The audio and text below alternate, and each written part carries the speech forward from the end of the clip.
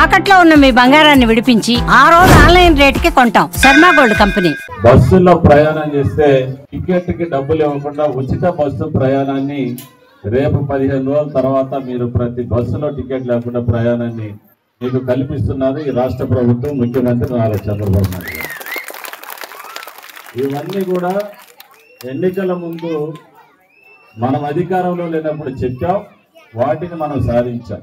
గతంలో వైసీపీ అధికారం ఉన్నప్పుడు ఆ రోజు చెప్పారు, మహిళల దగ్గరికి వచ్చాడు జగన్మోహన్ రెడ్డి, నెత్తి మీద చేయి పెట్టాడు, ముద్దులు పెట్టాడు, నీ ఇంట్లో ఎంతమంది పిల్లలు ఉంటే అందరూ డబ్బులు ఇస్తానని ఆఖరికి ముఖ్యమంత్రి అయినాక ఒకరికే ఇచ్చారు చేతులు ఎత్తేసి. ఎక్కడ కూడా ఏ గ్రామాల్లో కూడా ఒక జానేడు సిమెంట్ రోడ్ వేసిన పరిస్థితి లేదు. వచ్చినాం, ఈ ప్రభుత్వం వచ్చిన తర్వాత ఈ నియోజకవర్గంలో 176 కోట్ల రూపాయల అభివృద్ధి చేశాం మేము ఈ సంవత్సరంలోనే. మీ గ్రామంలోనే దగ్గర 25 లక్షల వరకు సిమెంట్ రోడ్లు వేసాం.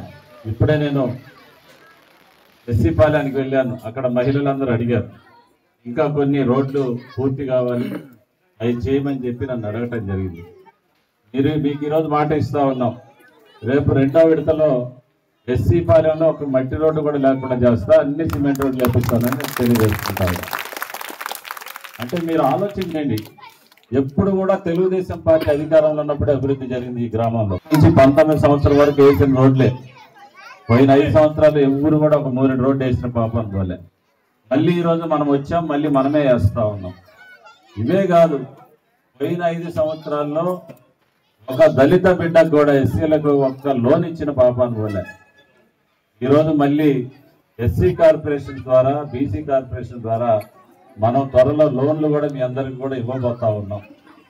ఇంకా పెన్షన్లు అర్హులు ఎవరైతే ఉన్నారో, ఇందాక ఒక పాప నేను వెళ్ళాం, ఒక పాప వచ్చింది, మాటలు లేవు పాపం, అమ్మాయి మూగమ్మాయి, ఆ అమ్మాయికి పెన్షన్ కావాలని అడిగింది. ఖచ్చితంగా సదరన్ సర్టిఫికేట్ ఆ అమ్మాయికి ఇప్పించండి, రేపు కొత్త పెన్షన్లో అమ్మాయికి పెన్షన్ ఇప్పిస్తామని చెప్పేసి కూడా నేను తెలియజేసుకుంటా ఉన్నాను. ఇంకా అర్హులు ఎవరైనా పెన్షన్లు కావాల్సిన వాళ్ళు ఎవరైనా ఉంటే మీరు రేపు కొత్త హోటల్లో పెట్టుకోండి, ఖచ్చితంగా వాటిని కూడా మరి ప్రభుత్వం ద్వారా ఇప్పిస్తామని చెప్పేసి కూడా మీకు అందరికీ తెలియజేసుకుంటా ఉన్నా. గత 5 సంవత్సరాల్లో ఎక్కడ కూడా ఒక ఇల్లు కట్టలే వైసీపీ ప్రభుత్వం, ఒక్క ఇల్లు కట్టిన పాపాను వల్ల. మళ్ళీ మనం ఈరోజు మళ్ళీ మన ప్రభుత్వం వచ్చింది, ఎన్డీఏ కూటమి ప్రభుత్వం రాష్ట్రంలో అధికారంలో ఉంది. ఇల్లు కూడా ఎవరికైతే కావాలన్నా వాళ్ళందరూ కూడా ఇల్లు ఇచ్చే కార్యక్రమం కూడా మేమందరం కూడా చేస్తామని చెప్పి తెలియజేసుకుంటున్నాం.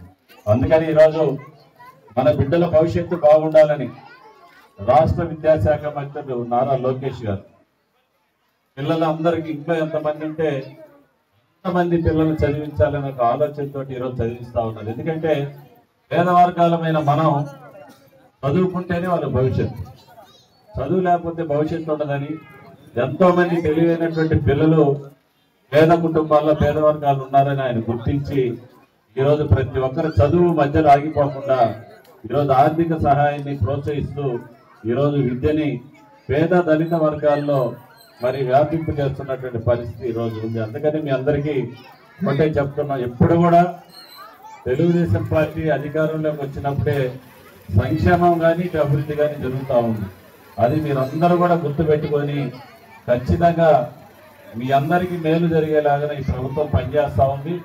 నేను ఈ గ్రామానికి ఇప్పుడు వచ్చినప్పుడు రోడ్లు కావాలని అడిగారు, అదేవిధంగా కొన్ని పెన్షన్లు అడిగారు, కొంతమంది ఇళ్ళు అడిగారు. వీటన్నిటిని కూడా ఇక్కడ ఉన్నటువంటి మా మల్లారెడ్డి గారు కానీ మా కోటిరెడ్డి అన్న వీళ్ళిద్దరి సారథ్యంలో ఖచ్చితంగా ఈ గ్రామంలో అధికారం ఉంది కాబట్టి నేను నాయకత్వాన్ని కూడా కోరుకుంటా ఉన్నా. అధికారం ఉందని నిద్రపోబాకండి, మనల్ని నమ్ముకొని ఓట్లు వేసిన ప్రజలకి న్యాయం జరిగేటట్టు ప్రతి ఒక్కరు మైండ్ సెట్ మార్చుకోవాలని చెప్పేసి నేను కోరుకుంటా ఉన్నా. ఎందుకంటే మనల్ని నమ్మారు, మనతోటి నడిచారు, మనకు ఓటిచ్చారు. ఓటేసినటువంటి ప్రజల్ని ఇంకా ఓట్లు మనకి వేయకపోయినా ఎవరైతే అర్హులు ఉన్నారో పేద వర్గాల్లో వాళ్ళకు కూడా మీరందరూ కూడా సహాయం చేయాలని మిమ్మల్ని కూడా నేను కోరుకుంటా ఉన్నా. పార్టీలకు అతీతంగా పెన్షన్లు కానీ ఇల్లు కానీ అన్ని ప్రతి ఒక్క ప్రభుత్వం నుంచి వచ్చేటటువంటి ప్రతి సంక్షేమ కార్యక్రమాన్ని పేద వర్గాలకు మీరు తీసుకెళ్ళండి. ఖచ్చితంగా ఈ ఊర్లో మార్పు పెద్ద మార్పు మీరు చూడబోతారని చెప్పేసి నాయకులందరూ కూడా నేను తెలియజేసుకుంటా ఉన్నా. ఎందుకంటే మీ దయ వల్ల, మీరు వేసినటువంటి ఓట్ల వల్ల ఈరోజు మనమైతే ఇక్కడ ఓడిపోవచ్చు, కానీ రాష్ట్రంలో 164 సీట్లు వచ్చాయి. ఈరోజు ప్రభుత్వం రాష్ట్రంలో అధికారంలో ఉంది. మీరు ఇచ్చినటువంటి అధికారాన్ని మీకోసం పని చేయాలి. మేము మీ అవసరాలు తీర్చాలి. అధికారంలో ఉన్నప్పుడే ప్రజలను దగ్గర తీసుకోవాలి. గ్రామానికి కావాల్సినటువంటి అభివృద్ధి మనం చేసుకోవాలని చెప్పేసి తెలియజేసుకుంటూ, అదేవిధంగా ఇక్కడ బోడిరెడ్డి అన్నకి ఈ గ్రామానికి ఒక మంచి గుర్తు 11 పంచాయతీల మీద గా కూడా బోడిరెడ్డి అన్నగారిని ఈ మధ్యనే మనం రైతులకు సంబంధించినటువంటి బ్యాంకు చైర్మన్ గా ఆయన మనం కూడా నియమించడం జరిగింది.